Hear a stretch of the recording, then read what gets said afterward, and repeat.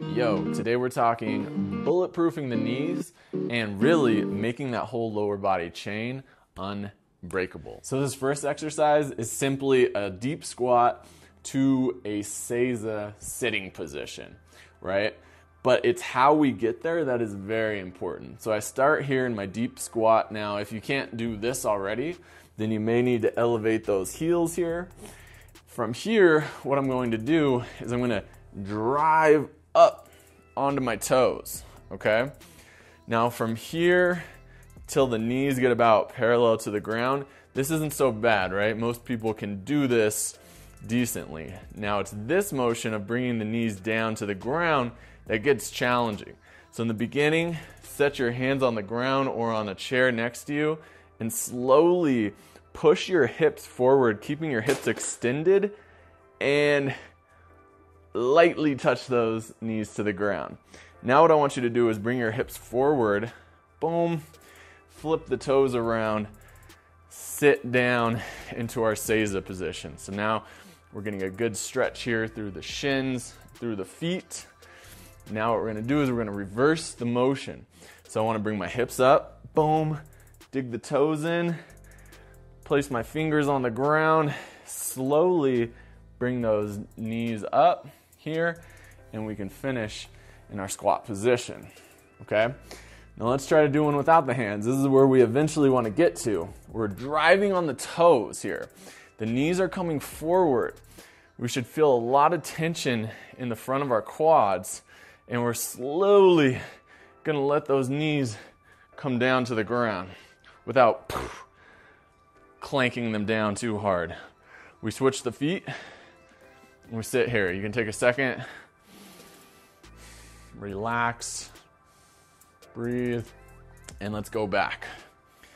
Now what I've found is this motion really strengthens the knees going forward, and it strengthens these VMO muscles. It strengthens the whole quad in a range of motion that probably isn't getting touched on if you're only doing the traditional strength training things, right?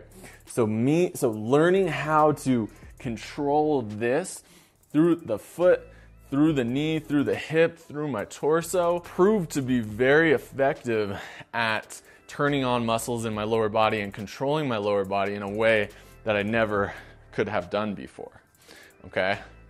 More control usually is going to equal more freedom, right?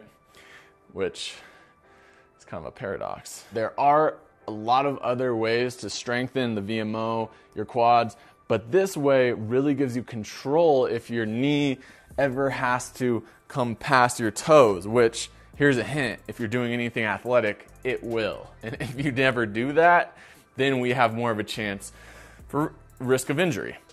So this next one is going after the opposite chain, this back chain, the hamstrings, right? And this one is so simple.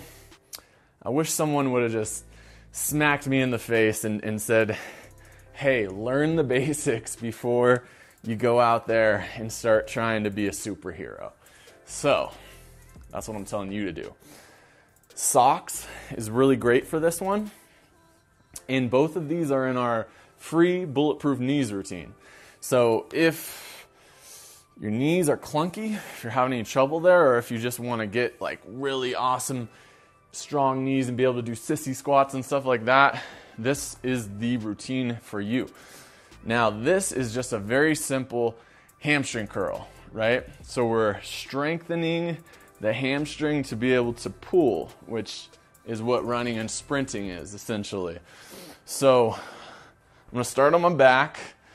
I'm going to slightly bend my knees, and I'm going to dig my heels into the ground to bring my hips up. Now, really important here, we keep the hips driving upwards, and we pull the heels to my butt. Now, I'm going to control that motion back, digging those heels in. And if you need to, set those hips down, and we'll go for another rep. Pull, good, and then push. Keeping those hips driving up, feeling those big hamstrings guide the movement. If this is too challenging for you, which it was for me in the beginning, you work on the eccentric. So we start with the heels pulled up to the butt, and then we push out, hold it here for a moment, let go. Up, out, down.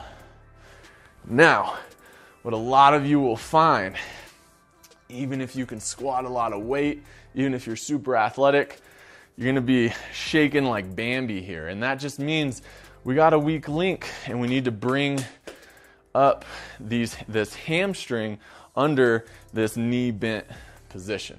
Once you do that, we lock in the backside, we lock in the front side. Your chances of having strong knees are pretty good.